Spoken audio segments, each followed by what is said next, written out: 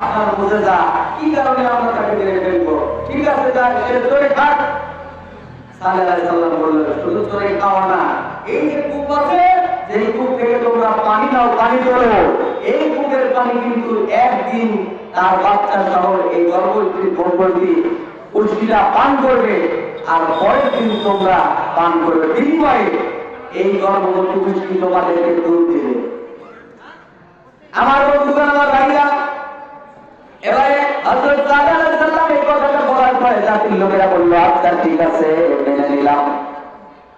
আমার বন্ধুগণ, আমার ভাইরা, তারা যখন মেনে নিল, একদিন গর্ভবতী অস্মিতা তার বাচ্চা সহকারে পানি পান করে, আরেকদিন ওই জাতির লোকেরা পানি পান করে, বিনিময়ে তারা দুধ গ্রহণ করে প্রত্যেক দিন এই দুধের মাখন বানায়, আবার এই দুধ দিয়ে দই তৈরি করে, মানে নানান রকম কিছু তারা করতেছে, সেগুলোকে সংরক্ষিত রাখতেছে। এরকম ভাবে চলতে চলতে চলতে চলতে কিছুদিন পরে তাদের মনের মধ্যে চিন্তা হলো, যারা ঈমান আনেনি, কিছু কিছু মানুষ এই গর্ভবতী উটনীটাকে দেখে, আল্লাহর এই মুজিজা দেখে, আল্লাহর এই নিদর্শন দেখে, নবীর এই মুজিজা দেখে ঈমান আনা শুরু করলো। সুবহানাল্লাহ। আমার বন্ধুগণ, আমার ভাইরা, এই ঈমান আনা দেখে ওই যুগের একটা মহিলা ছিল, উনাইজা নামে একটা মহিলা, নাম কি? উনাইজা। নাম কি? উনাইজা। তার অনেক সুন্দরী সুন্দরী মেয়ে ছিল। এই সুন্দরী সুন্দরী মেয়েদেরকে, এবং তার অনেক সম্পদ ছিল, এই সম্পদ গুলো দিয়ে সে চেষ্টা করলো এই পুষ্টিটাকে যে মানতে পারবে তাকে এই সম্পদ এবং আমার মেয়েদের সঙ্গে তার বিবাহ দেব। আমার বন্ধুগণ, আমার ভাইরা, এরপরে আরেকজন মহিলা ছিল, তার নাম ছিল মাহিয়া নামে আরেকজন সুন্দরী মহিলা। সে তার নিজের স্বামীকে ছেড়ে দিয়েছিল এবং তার অনেক অর্থ সম্পদ ছিল। আমার বন্ধুগণ, এবারে এই দুজন মিলে চক্রান্ত করলে এই গর্ভবতী উটনীটাকে তারা মারবে। এটা আল্লাহর দেওয়া নিদর্শন, আর এর কারণে অনেক ঈমান আনতেছে, তাদের সহ্য হলো না। তারা চিন্তা করলো তাদের ধর্মকে তো কোনো না কোনো ভাবে বাঁচাতে হবে, এই কারণে তারা সম্পদের লোভ দেখালো, নিজেদের সৌন্দর্যের লোভ দেখালো, এবং একজন ব্যক্তিকে তারা রাজি করাতে চাইলো। আমার বন্ধুগণ, আমার ভাইরা, আমার বন্ধুগণ, সরকার নামে একজন ব্যক্তিকে তিনি বলার পরে সে রাজি হলো না। কিন্তু তারপরে আরেকজন ব্যক্তি, তার চাচাতো ভাই মিসকা ইবনে মাআজকে যখন বলল যে ও মিসকা, তুমি কি চাও বলো তো, তুমি যে একটা শক্তিশালী পুরুষ, তুমি যদি এই উটনীটাকে মারতে পারো, তাহলে তোমাকে আমরা আমাদের যে মানে সুন্দরী মেয়েগুলো আছে তাদেরকে দিয়ে দেব।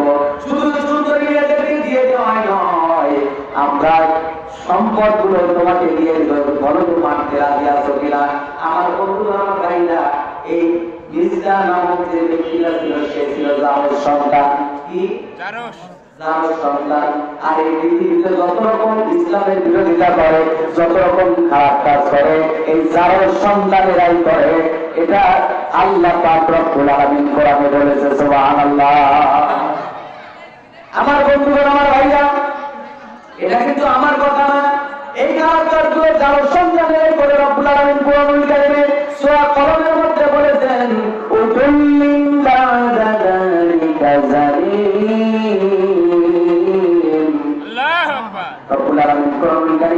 বলেন, যারা জারস তারাই একমাত্র আল্লাহর কালামের বিরুদ্ধে আসে, ইসলামের বিরুদ্ধে আসে, কোরআনের বিরুদ্ধে আসে, বলেন ঠিক কিনা, এবং নবীদের বিরুদ্ধে আসে, নবীদের নিদর্শন সময়ের বিরুদ্ধেও আসবে। আমার বন্ধুগণ, আমার ভাইরা, এই মিসকা নামক যে লোকটা ছিল, এর ছিল জারস সন্তান, তার পিতার কোনো পরিচয় ছিল না। এবার যখন তাকে বলা হলো যে যাও তুমি ওই উটনীটাকে হত্যা করো, এবারে যখন সে রাজি হয়ে গেল, তার নেতৃত্বে আরো 7 জন ছিল। একদিকে হাবাব, একদিকে সাজ্জা হাবাব, আরেকদিকে হচ্ছে মিসকা। তাদের নেতৃত্বে আরো 7 জন যোগ হলো, কিতাবের মধ্যে আসছে। এই 7 জন আর ওই 2 জন, 5 জন, 9 জন হলো। এই 9 জন মিলে এবার প্ল্যান পরিকল্পনা করতেছে যে ওই মুশকিলা যখন পাহাড়ের কাছে আসবে, আসার পরে আমরা মারবো। আমার বন্ধুগণ, আমার ভাইরা 9 জন এক জায়গায় হয়ে চিন্তা করতেছে, মারবো কি মারবো না, মারবো কি মারবো না, মারবো কি মারবো না। এখন কোনায় যা দেখলো যে এইরকম অবস্থা, কোনায় যা দেখলো যে এইরকম অবস্থা, তারা 50-50 চিন্তা করতেছে মারবো কি মারবো না। এবার তাদের সুন্দরী সুন্দরী মেয়েগুলো তাদেরকে তাদের সামনে দাঁড় করালো এবং ওই দিক দিয়ে সাতটা দিতে পারিয়া তাদের সামনে দাঁড়ালো। সামনে দাঁড়ানোর পরে বলতেছে, ও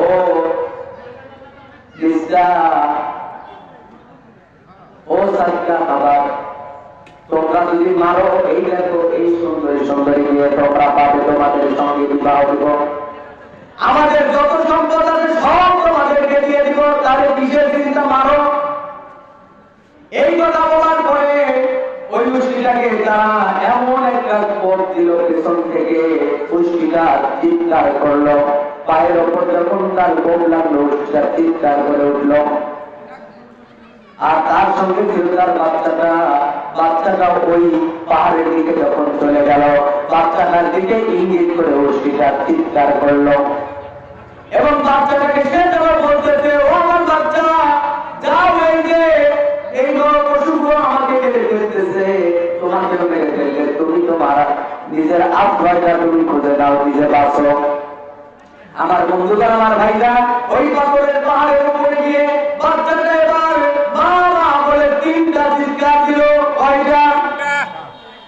3টা চিৎকার দিল। আল্লাহ আল্লাহ পাক রব্বুল আলামিন সালেহ আলাইহিস সালামকে জানিয়ে দিলেন, ও সালেহ, তোমার জাতিরা তোমার কথা শুনে নাই, এই সামুদ সম্প্রদায় তোমার কথা শুনে নাই, আমার দেওয়া নিদর্শনের উপর হামলা চালিয়েছে, আমার দেওয়া নিদর্শনের উপর তারা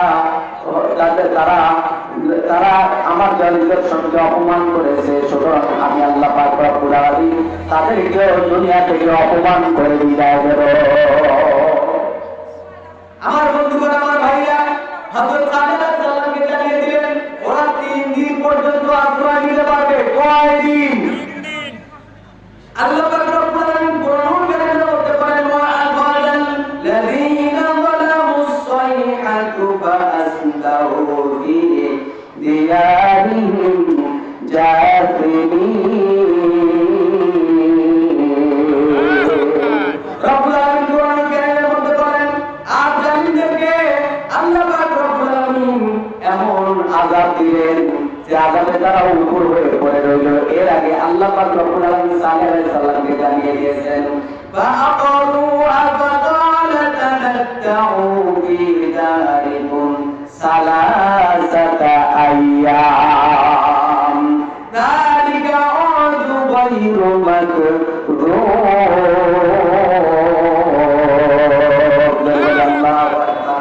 আমার বন্ধুগণ, আমার ভাইরা, এর আল্লাহ পাক রব্বুল আলামিন বলতেছেন সালেহ আলাইহিস সালামকে যে অন্তর তার তোলাকে মেরে ফেললো। তখন সালেহ আলাইহিস সালামকে আল্লাহ পাক রব্বুল আলামিন জানাই দেওয়ার পর সালেহ আলাইহিস সালাম বলল, ও আমার জাতির লোকেরা, তোমরা তো কত বড় সর্বনাশের কাজ করেছো, তোমরা তো কত বড় একটা অপরাধ করেছো। এই অপরাধের কারণে আল্লাহ পাক রব্বুল আলামিন মাত্র 3 দিন তোমাদেরকে বাঁচার সুযোগ দিলেও প্রথম দিন তোমাদের শরীরের রং হয়ে যাবে হলুদ। কি? হলুদ। দ্বিতীয় দিন তোমাদের শরীরের রং হয়ে যাবে লাল বর্ণের, আর দ্বিতীয় দিন তোমাদের শরীরের রং হয়ে যাবে কালো বর্ণের।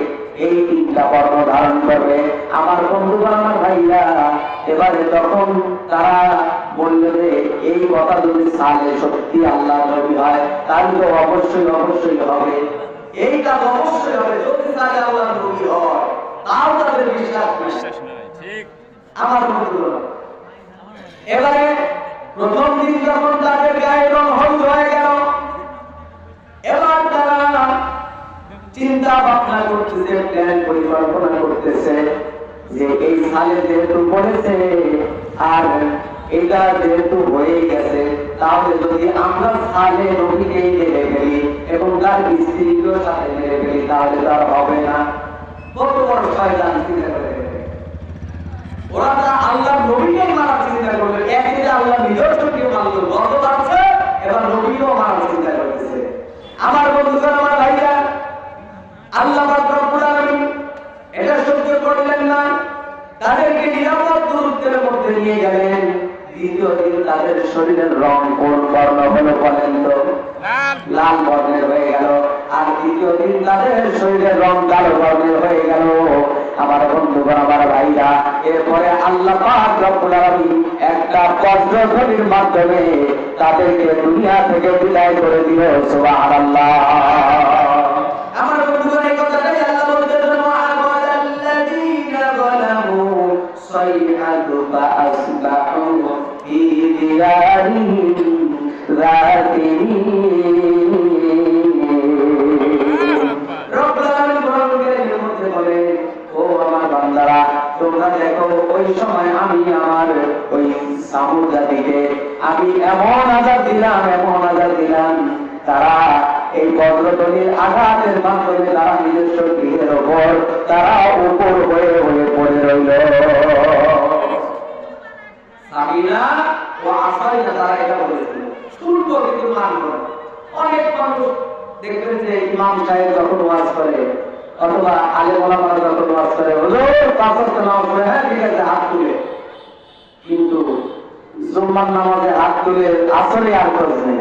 এরকম আছে না নাই? আমার বন্ধুরা, আমার ভাইরা, এরকম অনেক মানুষ আছে যারা মনে করে সামিনা ও আসাইনা, শুনবো কিন্তু মানব না।